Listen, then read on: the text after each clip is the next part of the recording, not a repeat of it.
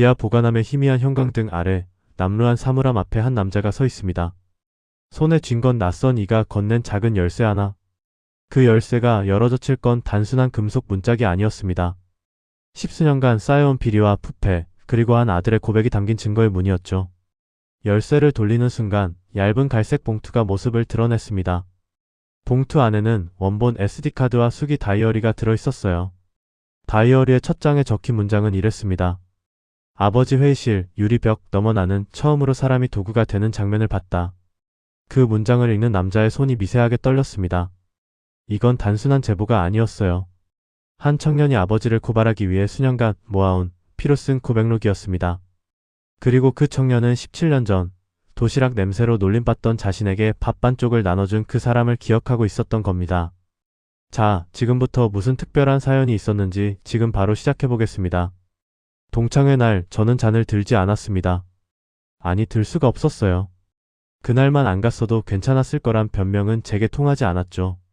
문이 열리자마자 그가 예전처럼 큰 소리로 저를 불렀습니다. 야, 박진수. 아직도 도시락 냄새 나냐? 주변에서 웃음소리가 터져 나왔어요.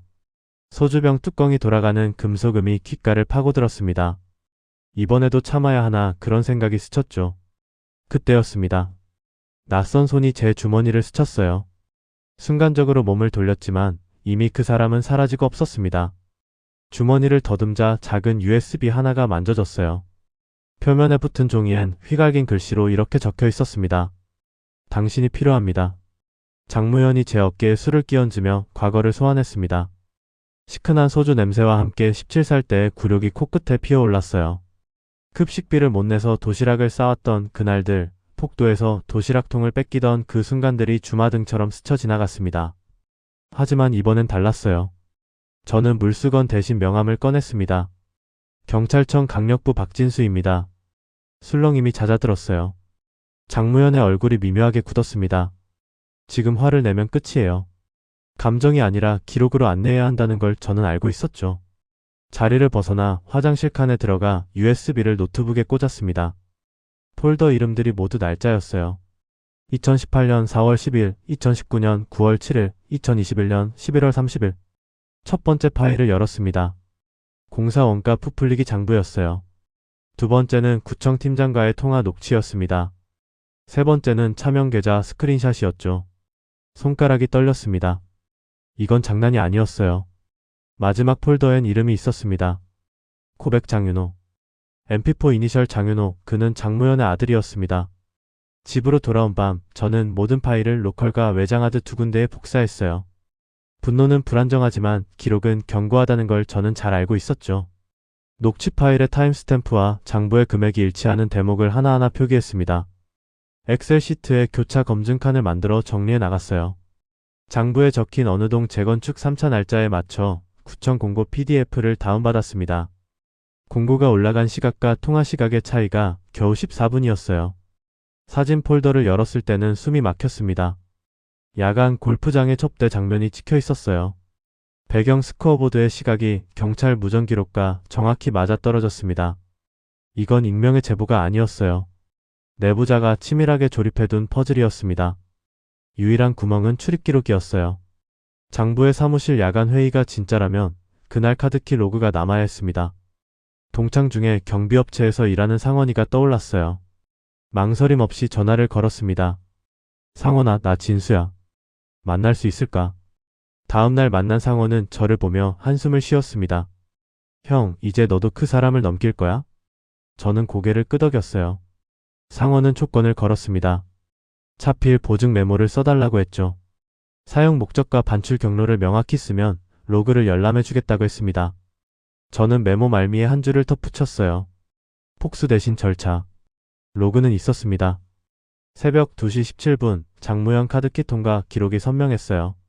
그 시각 그의 폰은 구청 팀장과 통화 중이었습니다. 퍼즐의 조각이 하나둘 맞춰지고 있었죠. 오후에 전화가 걸려왔습니다. 발신 번호는 비공개였어요. 선생님, 재건축에 관심이 많으시다며요?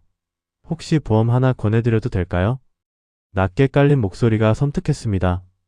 그날 밤 집 앞에 익명의 택배가 놓여 있었어요.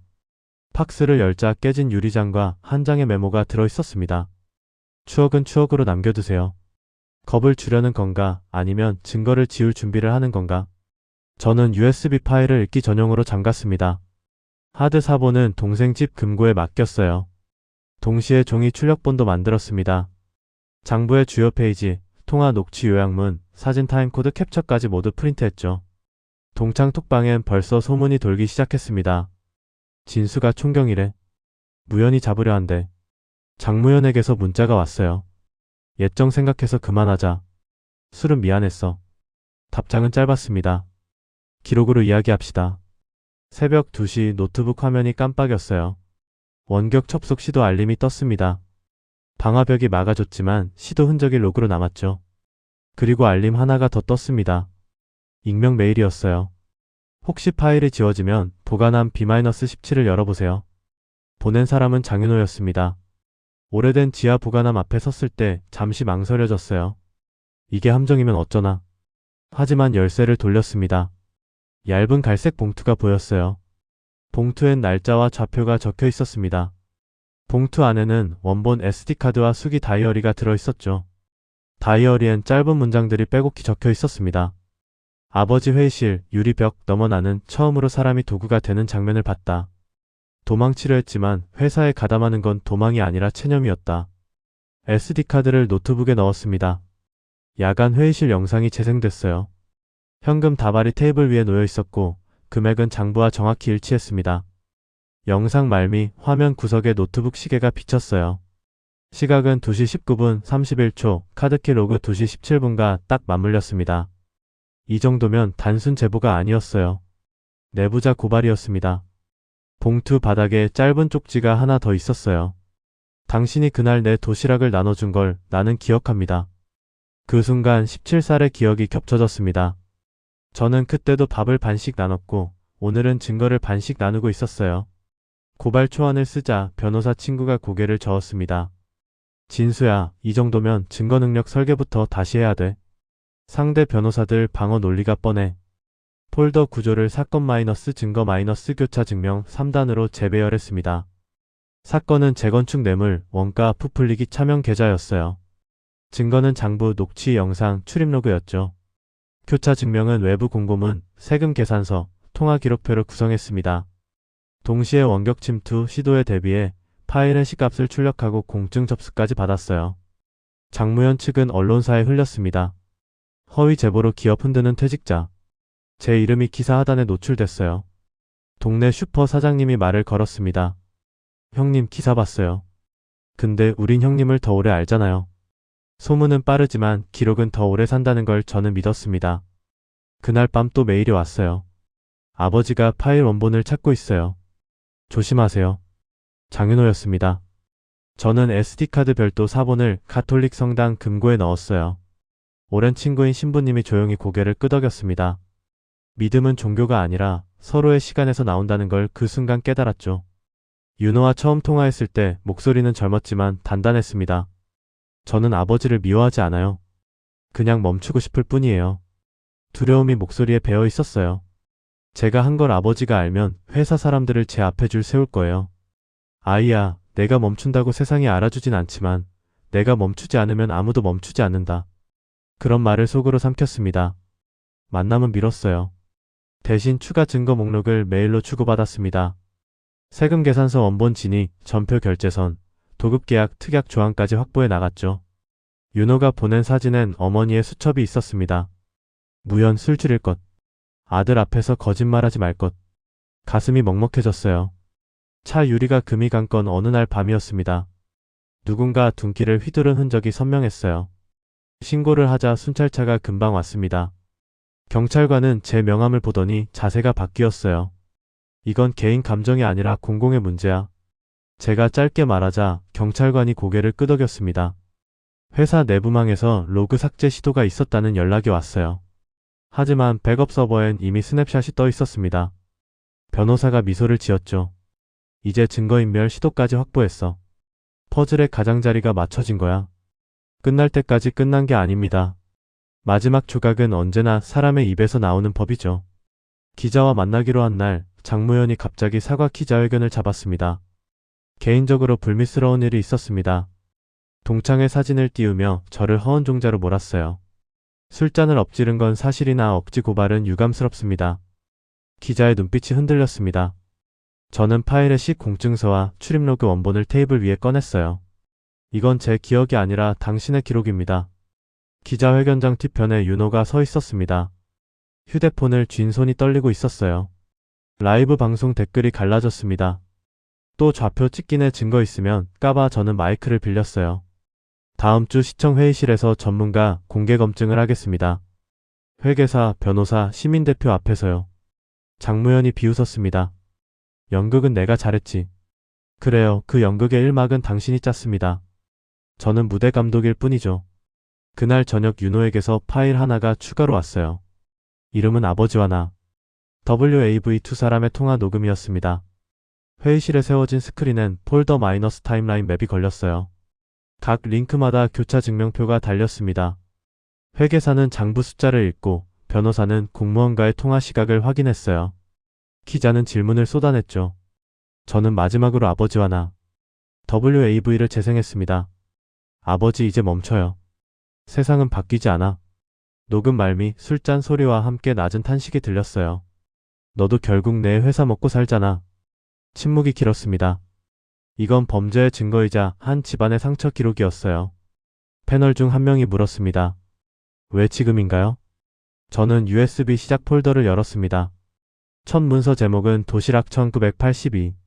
텍스트 윤호가 남긴 짧은 글이었어요. 그날 누군가가 밥을 반 나눠줬다. 방이 고요해졌습니다.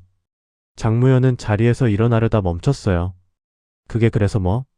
저는 덧붙였습니다. 도움은 빚이 아니에요. 기억입니다. 그리고 기록입니다. 공개 검증 결과는 고발 타당이었어요.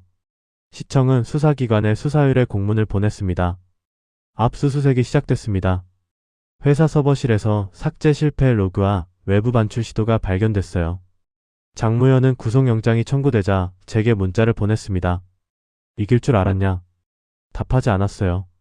다만 윤호에게 한 줄 보냈습니다. 내가 선택한 쪽이 미래야. 구치소 접견에서 장무현은 윤호를 봤습니다. 내가 한 거냐? 윤호가 고개를 끄덕였어요. 배신이냐? 아버지를 멈춘 거예요. 짧은 대화는 벽처럼 무거웠습니다. 재판 준비가 시작됐어요. 변호인단은 증거 위조 원한 관계 명예훼손을 꺼냈습니다. 저희는 증거 수집 경로도와 해시간 마이너스 타임 스탬프 체인을 제출했어요. 이제는 말이 아니라 시간이 저희 편이었습니다. 첫 공판날 판사는 USB를 들어보였습니다. 이 매체 하나가 아니라 교차된 세 개가 서 있습니다. 재판은 진행 중이었지만 제 마음은 이미 정지선에 섰어요. 멈출 건 멈췄고 나아갈 건 나아갔습니다. 선고 공판에서 일부 혐의 유죄가 선고됐습니다. 장무현은 실형을 받았어요. 구치소 가는 날 뒤를 돌아보지 않았습니다. 윤호는 법정 밖에서 울지 않았어요. 대신 제게 고개를 숙였습니다. 감사해요. 저를 사람으로 남겨줘서요. 짧게 답했습니다. 내가 한 거야. 주머니에 오래된 USB를 쥐었어요. 증오는 오래가지만 평화도 오래갑니다. 무엇을 키울지는 결국 저의 선택이었죠. 학교 장학재단과 함께 기록과 용기 장학금을 만들었습니다. 이름을 묻지 않는 장학금이었어요. 동네 슈퍼 주인이 말했습니다. 형님, 오늘은 술 드세요. 끝났잖아요. 웃었어요. 아니요, 오늘은 따뜻한 국. 밤에 윤호에게서 마지막 메일이 왔습니다. 빈 본문, 빈 제목의 첨부 하나뿐이었어요. 고백 마지막. 텍스트 첫 줄은 이랬습니다. 아버지, 당신을 미워하지 않는 연습을 해볼게요. 컴퓨터를 껐습니다. 창밖 바람이 조용했어요. 기록은 사람을 처벌하기도 하지만 사람을 살리기도 합니다. 오늘도 나는 기록으로 산다. 이 문장을 입안에서 굴리며 오래된 상처의 자리에 조용히 평화를 눌러앉혔습니다. 사실 이 모든 게 시작된 건 그보다 훨씬 전이었습니다. 17년 전 고등학교 2학년 때였죠. 급식비를 못 내서 도시락을 싸가던 시절이었어요. 플라스틱 도시락통에 김치와 밥만 담겨 있었습니다. 폭도에서 장무현이 제 도시락통을 낚아채 뚜껑을 열었을 때 주변 아이들이 코를 막았어요. 우와, 이게 무슨 냄새야? 김치 상한 거 아니야? 웃음소리가 폭도에 퍼졌습니다. 저는 그저 고개를 숙인 채 서 있었어요. 그때 한 아이가 다가와 제 어깨를 툭 쳤습니다. 장윤호였어요. 아버지만큼 덩치는 크지 않았지만 눈빛만은 단단했죠. 야, 그만해. 밥이나 먹자. 윤호는 자기 도시락을 열어 반을 제게 내밀었습니다. 계란말이와 소시지가 들어있었어요. 저는 받지 않았습니다. 자존심이 허락하지 않았죠. 하지만 윤호는 그냥 제 도시락통에 반찬을 덜어줬어요. 먹어. 나 배불러. 그게 전부였습니다. 특별한 말도 거창한 위로도 없었어요. 그저 밥 반쪽을 나눈 것뿐이었죠. 그 기억이 17년이 지난 지금 USB 하나로 돌아온 겁니다. 재판이 진행되는 동안 저는 윤호를 직접 만나지 않았어요. 만나면 안 될 것 같았습니다. 증인 신분이었고 무엇보다 그가 아버지와 마주할 시간이 필요했죠. 법정에서 윤호는 증인석에 섰습니다. 검사가 물었어요. 증인은 피고인과 어떤 관계입니까? 아들입니다. 법정이 술렁였어요. 윤호의 목소리는 떨리지 않았습니다. 증인이 제출한 증거들은 어떻게 수집했습니까? 3년에 걸쳐 모았습니다. 회사 야간 근무를 자원하면서 장부를 복사하고 회의실 녹취를 확보했어요. 왜 그렇게 했습니까? 윤호가 잠시 침묵했습니다. 그리고 천천히 입을 열었어요. 아버지를 사랑하기 때문입니다. 이대로 가면 더 큰 범죄에 연루될 거라고 생각했어요. 멈춰야 했습니다. 장무현 제시도 H 계속 장무현은 자리에서 벌떡 일어났습니다. 거짓말하지 마. 내가 뭘 안다고. 판사가 정숙을 명령했어요. 장무현은 다시 앉았지만 눈빛은 이글거렸습니다. 윤호는 고개를 들어 아버지를 똑바로 바라봤어요. 아버지, 전 11살 때부터 알고 있었어요. 현금 봉투가 서재 서랍에 들어가는 걸 봤습니다. 15살 땐 통화 내용을 들었어요. 19살엔 회사에 들어가라는 말을 들었죠. 전 도망치고 싶었지만 결국 들어갔습니다. 그게 체념이었어요. 법정이 조용해졌습니다. 윤호가 이어서 말했어요. 하지만 2년 전 박진수 형을 우연히 길에서 봤습니다. 경찰 제복을 입고 할머니를 부축해드리고 있었어요. 그때 생각했습니다. 사람은 변할 수 있구나. 17년 전 도시락을 나눠주던 그 사람이 지금도 누군가를 돕고 있구나.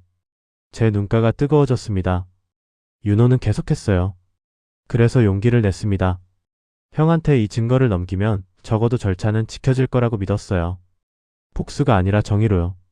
변호인이 반대 신문을 시작했습니다. 증인은 아버지에게 원한이 있는 거 아닙니까? 아니요. 그럼 왜 이런 짓을 했습니까? 사랑하니까요. 아버지가 더 깊은 수렁에 빠지기 전에 멈춰야 한다고 생각했습니다. 변호인이 코웃음을 쳤어요. 사랑으로 아버지를 고발한다. 앞뒤가 안 맞습니다. 윤호가 조용히 답했습니다. 변호사님, 사랑은 때로 멈추는 겁니다. 계속 달리게 두는 게 아니라요. 그 말에 법정이 숙연해졌어요. 판사도 방청객도 모두가 침묵했습니다. 재판이 끝나고 복도에서 윤호와 마주쳤어요. 서로 말없이 서 있다가 제가 먼저 입을 열었습니다. 힘들었지? 아니요. 이제 좀 숨이 쉬어져요. 윤호가 희미하게 웃었습니다. 무거운 짐을 내려놓은 사람의 표정이었어요. 형, 그날 도시락 정말 고마웠어요. 그게 아니었으면 전 형을 떠올리지 못했을 거예요. 넌 이미 용기가 있었어. 난 그냥 계기였을 뿐이야. 윤호가 고개를 저었어요. 아니에요. 형이 밥을 나눠줬을 때 세상엔 그냥 주는 사람도 있다는 걸 배웠어요. 대가 없이요. 그게 저한테 큰 거였어요. 선고일이 다가왔습니다. 법정은 사람들로 가득 찼어요. 장무현은 여전히 당당한 표정이었습니다. 판사가 판결문을 낭독하기 시작했어요. 피고인 장무현에 대한 판결을 선고한다. 피고인은 재건축 사업과 관련하여 공무원에게 뇌물을 공여하고 공사 원가를 부풀려 부당이득을 취했으며 차명 계좌를 통해 자금을 은닉했다. 이는 공공의 신뢰를 심각하게 훼손한 범죄다. 방청석이 술렁였습니다. 판사가 계속했어요. 다만 법정은 피고인의 아들이 보인 용기를 주목한다. 가족을 고발하는 것은 쉬운 결정이 아니다. 그러나 그는 더 큰 정의를 선택했다. 이는 우리 사회에 시사하는 바가 크다. 피고인 장무현에게 징역 5년을 선고하며 추징금 30억 원을 명한다. 방망이 소리가 울렸습니다. 장무현은 표정이 굳었어요. 윤호는 눈을 감았습니다. 제 옆에 앉아있던 변호사가 속삭였어요. 잘 됐어. 이 정도면 적정한 선고야. 하지만 저는 승리감 같은 게 들지 않았습니다. 그저 긴 여정이 끝났다는 안도감 뿐이었어요. 법정을 나서는데 한 기자가 다가왔습니다. 박진수 씨, 소감 한 말씀 해주시죠. 소감이요? 특별한 건 없어요. 기록이 진실을 말해줬을 뿐입니다. 장무현 씨와는 학창시절 악연이 있었다고 들었는데요. 악연이라기보단 그냥 과거였어요. 중요한 건 과거가 아니라 지금이죠. 집으로 돌아오는 길 동네 슈퍼에 들렀습니다. 주인 아저씨가 반갑게 맞아줬어요. 형님 뉴스 봤어요. 수고 많으셨어요. 고맙습니다. 그냥 제 일을 했을 뿐이에요. 아니에요. 쉬운 일 아니잖아요. 동창이었는데 라면과 두부를 집어들었습니다. 계산을 하는데 주인 아저씨가 덤으로 삶은 계란을 하나 더 넣어줬어요. 서비스요. 오늘은 든든하게 드세요. 감사합니다. 집에 와서 라면을 끓였습니다. 김이 모락모락 올라왔어요. 첫 숟가락을 뜨는데 문득 17년 전 그 도시락 생각이 났습니다. 김치와 밥만 담긴 플라스틱 통, 그리고 윤호가 덜어준 계란말이. 그때 그 맛이 지금도 생생했어요. 핸드폰이 울렸습니다. 윤호였어요. 형, 저 지금 괜찮아요. 그래, 다행이다. 아버지한테 편지를 쓰려고 해요. 면회는 아직 부담스럽지만 편지라면 괜찮을 것 같아서요. 좋은 생각이야. 천천히 해. 형은 앞으로 뭐 하실 거예요? 잠시 생각했습니다. 무얼 할까요? 특별한 계획은 없었어요. 그냥 내 일 계속할 거야. 경찰 일 말이야. 넌? 저도 제 일 계속하려고요. 회사는 그만뒀지만 다른 곳에서 일자리를 찾아볼게요. 건축은 좋아하거든요. 잘 됐네. 내가 좋아하는 일 하는 게 제일 중요해. 통화를 끊고 창밖을 바라봤습니다. 가을 저녁이었어요. 낙엽이 바람에 날렸습니다. 계절이 바뀌듯 사람도 바뀌는구나, 그런 생각이 들었어요. 장무현은 교도소에 있지만 언젠가 나올 겁니다. 그때 그가 어떤 사람이 되어 있을지는 아무도 모르죠. 다만 윤호는 분명히 달라져 있을 거예요. 더 단단하고 더 자유로운 사람으로요. 며칠 뒤 학교 장학재단 담당자에게서 연락이 왔습니다. 박 선생님, 기록과 용기 장학금의 첫 신청자가 들어왔어요. 그래요? 어떤 학생인가요? 고등학교 3학년 여학생인데요. 가정 형편이 어려워서 도시락을 싸다닌대요. 그런데 성적도 우수하고 봉사활동도 열심히 한 학생이에요. 가슴이 뭉클했습니다. 제 과거와 비슷한 상황이었어요. 장학금 드리죠. 그리고 혹시 필요한 게 더 있으면 말씀해 달라고 전해주세요. 감사합니다, 선생님.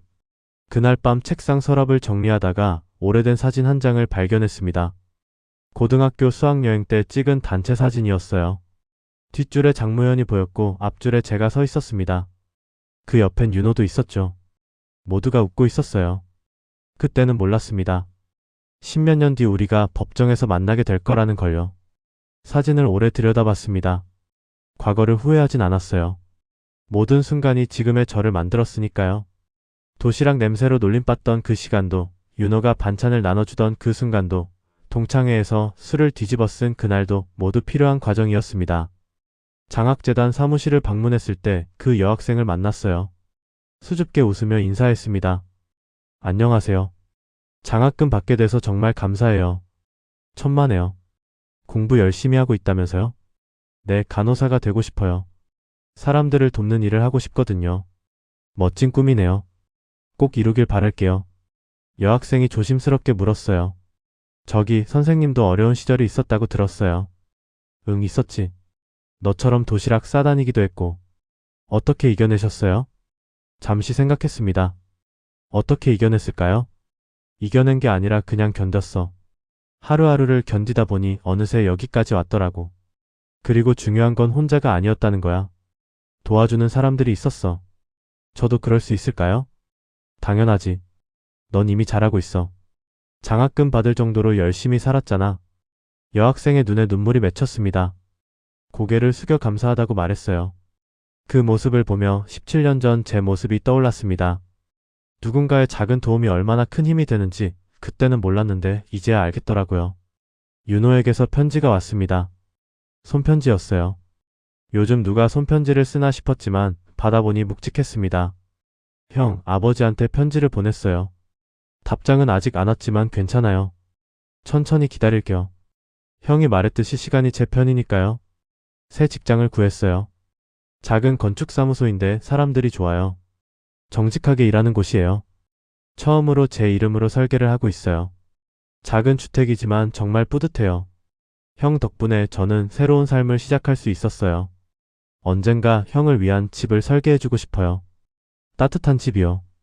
고마워요, 형. 편지를 읽으며 미소가 지어졌습니다. 윤호는 잘 해낼 거예요.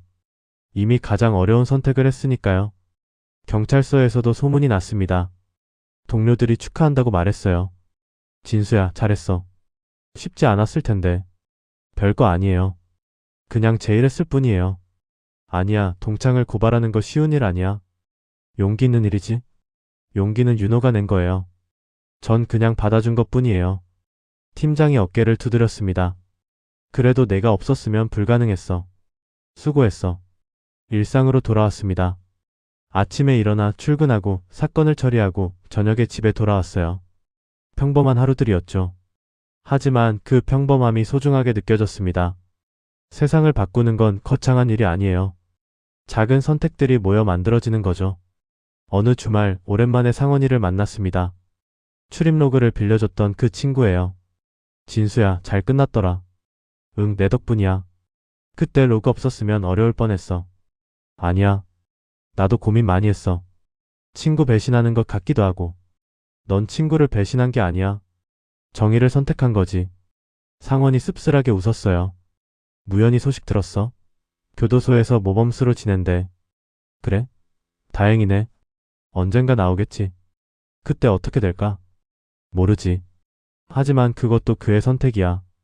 우리가 정해줄 순 없어. 둘이 소주를 마셨습니다. 예전처럼 편하게 이야기했어요. 과거도 재판도 다 지나간 일이었습니다. 중요한 건 지금이었죠. 상원이 물었어요. 진수야, 후회 안 해? 뭘? 그때 동창회 간 거. 안 갔으면 이런 일 없었잖아. 고개를 저었습니다. 후회 안 해. 가지 않았어도 언젠가 터졌을 일이야. 다만 윤호가 더 힘들었을 거야. 혼자서 싸워야 했을 테니까. 넌 정말 변했어. 뭐가? 예전엔 조용하고 소심했잖아. 지금은 달라. 웃었습니다. 사람은 변하잖아. 시간이 지나면. 그래, 우리 모두 변했지. 집으로 돌아오는 길에 편의점에 들렀어요. 삼각김밥 하나를 집어들었습니다.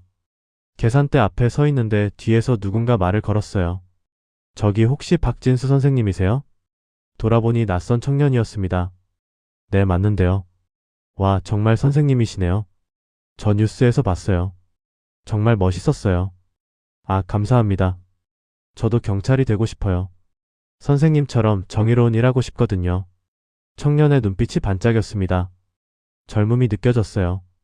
경찰이 되고 싶다고요? 네, 어려운 사람들 돕고 싶어요. 선생님처럼요. 좋은 꿈이네요. 열심히 준비하면 될 거예요. 선생님, 한 가지만 물어봐도 될까요? 그러세요. 정의를 지킨다는 게 뭘까요? 질문이 무거웠습니다. 잠시 생각하다가 답했어요. 글쎄요. 저도 정확히는 모르겠어요. 다만 제가 생각하는 건 기록을 남기는 거예요. 진실을 기록하고 그 기록이 말하게 하는 거죠. 감정이나 편견이 아니라요. 기록이요? 네. 기록은 거짓말하지 않아요. 시간이 지나도 변하지 않죠. 그래서 중요해요. 청년이 고개를 끄덕였습니다. 알겠어요. 감사합니다, 선생님. 편의점을 나서며 문득 생각했습니다. 제가 누군가에게 영향을 주고 있구나. 윤호처럼, 그 여학생처럼, 이 청년처럼. 작은 행동들이 퍼져나가고 있었어요. 계절이 바뀌고 겨울이 왔습니다. 첫눈이 내리던 날 윤호에게서 전화가 왔어요. 형, 아버지한테 답장이 왔어요. 그래? 뭐라고 하시던데? 미안하다고요. 그리고 자랑스럽다고요. 윤호의 목소리가 떨렸습니다. 자랑스럽다고요? 아버지를 고발한 아들한테요? 네. 편지에 이렇게 쓰여 있었어요. 너는 내가 하지 못한 일을 했다. 멈출 용기를 냈구나. 아버지는 그게 부끄럽다. 하지만 내가 자랑스럽다. 울먹이는 소리가 들렸습니다. 형, 저 이제 아버지를 만나러 갈 수 있을 것 같아요. 천천히 해. 서두르지 마. 네. 형도 같이 가주실 수 있어요? 내가? 왜? 형이 있으면 용기가 나요. 그리고 아버지도 형을 만나고 싶어 하실 것 같아요. 며칠 뒤 교도소를 찾았습니다. 면회실에 장무연이 들어왔어요. 많이 수척해진 모습이었습니다. 저를 보자 잠시 멈칫했죠. 박진수. 오랜만입니다. 앉아. 셋이 마주 앉았습니다. 침묵이 흘렀어요. 장무현이 먼저 입을 열었습니다. 미안하다. 뭐가요? 고등학교 때 내 도시락 빼앗고 놀린 거. 그때 정말 유치했어. 됐어요. 다 지난 일이에요. 아니야. 안 됐어. 나는 내가 얼마나 힘들었을지 생각도 안 했어. 그냥 재미로 한 거였거든. 근데 그게 너한테 상처였겠지. 고개를 끄덕였습니다. 상처였어요. 하지만 이제 괜찮아요. 장무현이 윤호를 봤습니다. 윤호야. 내 아버지. 고맙다. 날 멈춰줘서. 아버지. 진심이야. 너 없었으면 나 더 큰 일 저질렀을 거야. 멈출 생각을 못했어. 계속 달려야 한다고 생각했거든. 근데 내가 멈춰줬잖아. 윤호의 눈에서 눈물이 떨어졌습니다. 아버지 사랑해요. 나도 사랑한다, 아들. 면회 시간이 끝났습니다. 나오는 길에 윤호가 말했어요. 형, 정말 감사해요. 형 아니었으면 여기까지 못 왔을 거예요. 아니야. 내가 한 거야. 처음부터 끝까지. 하지만 형이 길을 보여줬어요. 17년 전에도 지금도. 밖은 추웠지만 마음은 따뜻했습니다. 긴 여정이 끝났어요. 아니, 어쩌면 새로운 시작이었을지도 모릅니다. 장무현은 2년 뒤에 출소할 거예요. 그때 그가 어떤 사람이 되어 있을지는 모르겠지만 적어도 윤호는 준비가 되어 있을 겁니다. 아버지를 다시 받아들일 준비요. 봄이 왔습니다. 벚꽃이 피던 날 윤호가 설계한 집이 완공됐어요. 작은 주택이었지만 따뜻한 느낌이 났습니다. 초대를 받아갔더니 집들이를 하고 있었어요. 형 어때요? 제 첫 작품이에요. 멋지다. 정말 잘 만들었어. 감사해요. 형 덕분에 이 일을 계속할 수 있었어요. 무슨 소리야. 내 실력이지. 집 안을 둘러봤습니다. 햇살이 잘 들어오고 구조가 따뜻했어요. 사람을 생각하며 만든 집이었습니다. 윤호야, 넌 좋은 건축가가 될 거야. 그럴 수 있을까요? 당연하지. 넌 이미 시작했잖아. 그날 저녁 집으로 돌아와 창밖을 바라봤습니다. 봄바람이 불었어요. 새 생명이 움트는 계절이었죠. 제 인생도 그랬습니다. 오랜 겨울이 지나고 봄이 온 거예요. 17년이라는 시간이 걸렸지만 결국 봄은 왔습니다. 책상 서랍에서 오래된 USB를 꺼냈어요. 윤호가 처음 꺼낸 그 USB였습니다. 이젠 필요 없었지만 버리지 못했어요. 이건 단순한 저장 장치가 아니었습니다. 한 청년의 용기이자 우리의 기록이었으니까요. USB를 들여다보며 생각했습니다. 세상은 기록으로 움직인다고요. 진실은 말이 아니라 기록에 있다고요. 그리고 그 기록을 만드는 건 용기라고요. 윤호의 용기, 제 선택, 그리고 수많은 사람들의 작은 행동들이 모여 하나의 이야기를 만들었습니다. 오늘도 저는 기록으로 삽니다. 감정이 아니라 사실로, 분노가 아니라 절차로요. 그게 제가 배운 가장 큰 교훈이었어요. 창밖에 벚꽃이 바람에 흩날렸습니다. 꽃잎처럼 가볍지만 단단한 진실들이 세상을 채워가고 있었어요. 그리고 저는 오늘도 그 진실을 기록합니다.